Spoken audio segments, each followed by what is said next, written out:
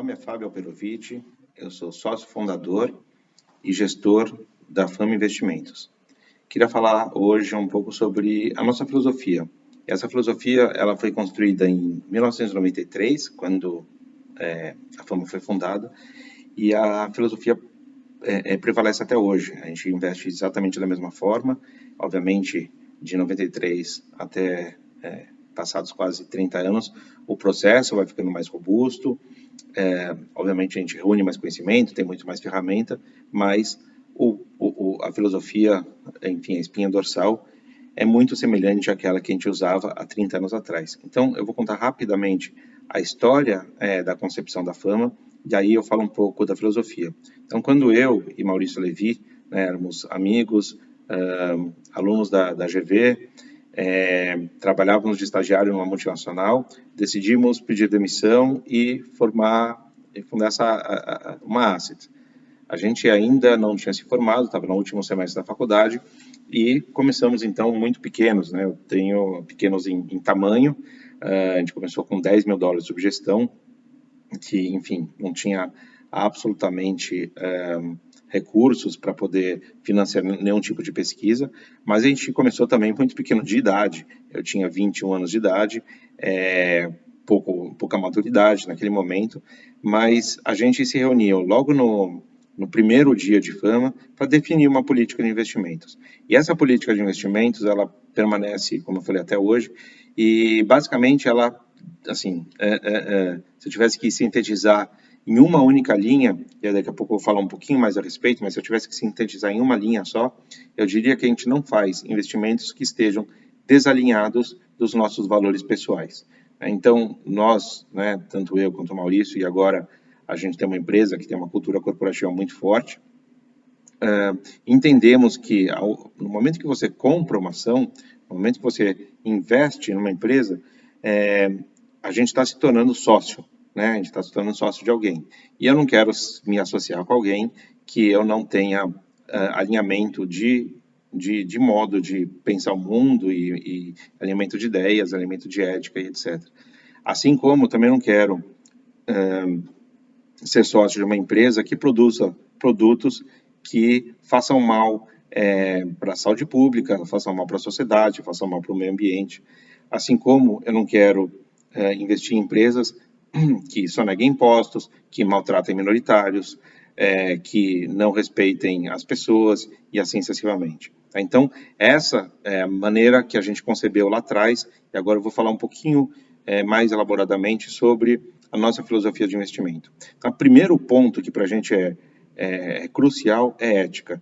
Em todos os outros, daqui a pouco a gente vai falar um pouquinho sobre ESG e etc., mas em todas as outras questões, a gente entende que a empresa possa estar em estágio mais avançado, menos avançado, e é tudo muito complexo, nada é binário, a não ser ética. Ética para nós é binário, não existe meia ética. Então, se uma empresa, eventualmente, ou seus controladores, ou seus gestores, ou sua atividade, não esteja alinhada com a nossa maneira de entender ética, de fato, a gente não investe de jeito nenhum.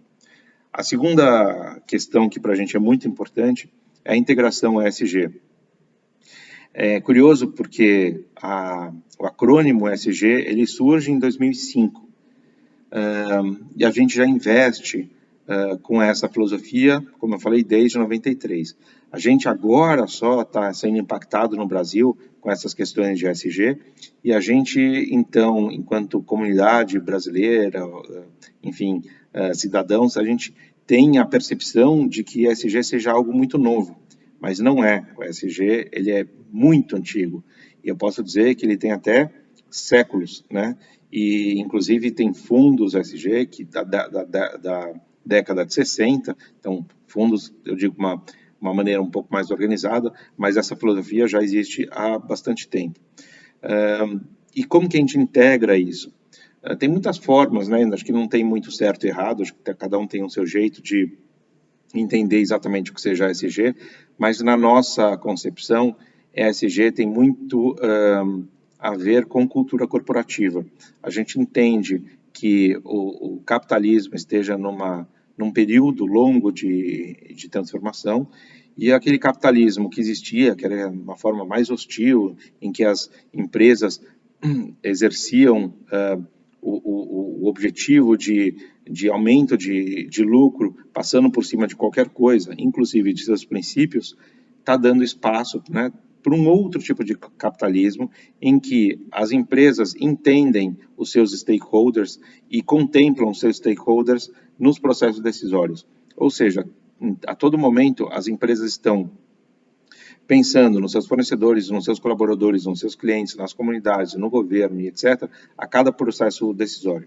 Então, empresas que tenham essa maneira de pensar, maneira de se organizar, maneira de seus processos decisórios, são empresas que a gente entende já estarem nessa cultura corporativa que esteja alinhada com as questões ESG. Por que acho que isso é importante falar como filosofia? Porque a grande maioria dos fundos, não só no Brasil, mas no mundo, que integram ESG, fazem isso através dos indicadores. Então, percebem o ESG a partir de quanto carbono emite, qual é a política em relação a água, ou a minorias, ou, enfim, diversidade, etc. Não é a maneira que a gente entende. A gente entende que a cultura corporativa deve ser o foco, e se a cultura corporativa é forte, automaticamente os indicadores são fortes também. O outro ponto para a gente que é muito relevante é o longo prazo. A gente sempre teve foco no longo prazo e, enfim, essa frase acabou sendo meio que banalizada, né? Todo mundo fala que investir a longo prazo, mas, enfim, de fato a gente tem um olhar muito de longo prazo para as companhias, embora a gente não tenha nenhuma obrigação de ficar investido para o longo prazo, esse olhar, ele existe. E, por conta disso, a gente foca muito na essência, a gente desconsidera os ruídos, ou seja, as notícias, os resultados resultados trimestrais, os fluxos de compra, de venda, enfim, se a ação está subindo, está caindo, isso para a gente é pouco relevante. O que a gente realmente se importa é com a capacidade da companhia de criar valor ao longo do tempo, com a capacidade do time de, enfim, entrar em novas geografias, desenvolver novos produtos, lançar novas categorias, nos surpreender do ponto de vista operacional ao longo do tempo. Não são raras as vezes que uma ação fica na nossa carteira por mais de 10 anos. Então, de fato, a gente foca bastante no longo prazo. A gente também tem um viés muito mais qualitativo do que quantitativo. Obviamente, quando a gente fala assim, parece que a gente não dá bola para valuation, etc., o que não seria verdadeiro, mas para a gente, de fato, as questões qualitativas são muito mais relevantes do que as quantitativas. E por quê?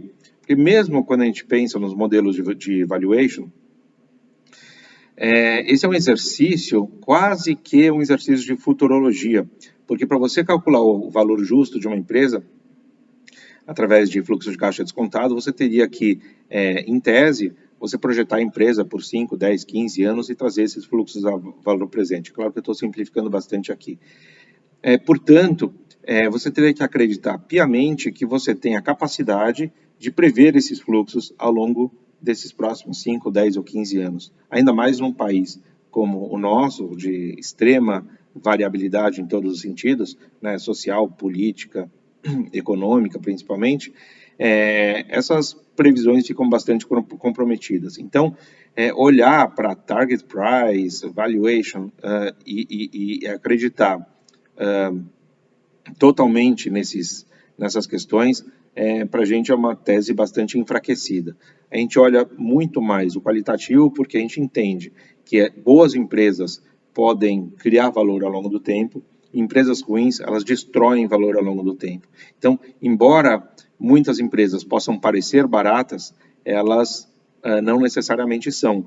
Basta o negócio ser frágil ou os gestores, né, os controladores não serem hábeis o suficiente para poder gerir a empresa de maneira adequada e o valor estará destruído.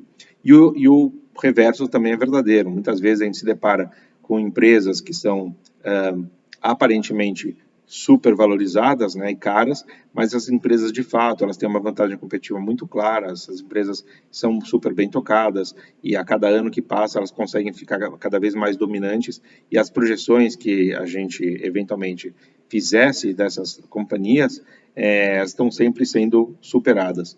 Então a gente dá uma ênfase muito grande ao qualitativo. Um outro ponto que para a gente é muito importante é o conservadorismo, né? A gente é bastante conservador, a gente não investe naquilo que a gente não entende.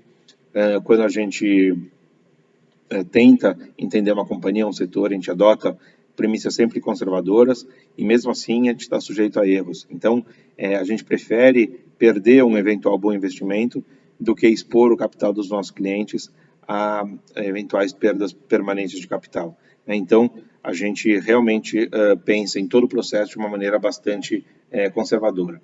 A gente também, mais um ponto, acho que de filosofia, a gente tem uma visão bottom-up, né, e não top-down.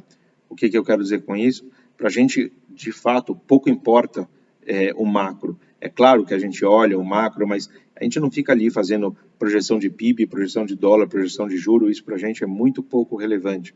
A gente olha muito mais para as fortalezas específicas das companhias, a gente entende que boas companhias elas conseguem trafegar bem em cenários positivos e cenários adversos também. É claro que os grandes movimentos macroeconômicos nos interessam, porque vai tornar setores mais ou menos produtivos, mas é pouco relevante para a gente se, enfim, se as projeções de variáveis macroeconômicas vão oscilar um pouquinho para cima, um pouquinho para baixo, e as previsões dessas variáveis. Um outro ponto relevante para a gente é o colaboracionismo. O que significa colaboracionismo para nós? É que nós não somos investidores passivos, ou seja, nós não investimos numa empresa e ficamos lá no nosso escritório sentados esperando as coisas acontecerem. Existe uma agenda bastante relevante que a gente tem para cada companhia. Obviamente, tem algumas empresas nas quais tem uma agenda maior, tem outras empresas que têm uma agenda menor, mas essa troca com as companhias, ela acontece de maneira bastante frequente e bastante intensa.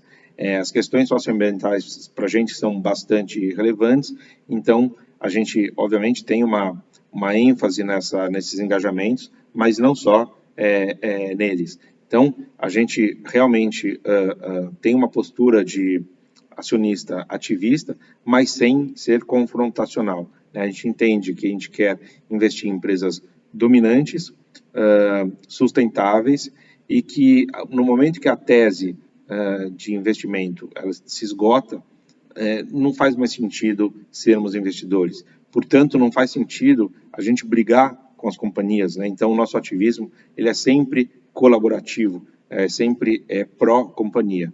No momento que a gente passa a discordar da estratégia da companhia ou da atitude da companhia, é melhor que não sejamos mais investidores. Então, enfim, resumindo, a gente dá muita ênfase para o longo prazo, dá muita ênfase para a ética, dá muita ênfase também para questões socioambientais, né, para o ESG, e para o lado qualitativo, buscando empresas dominantes, sustentáveis e que busquem serem cada vez melhores de uma maneira responsável e ética. Obrigado.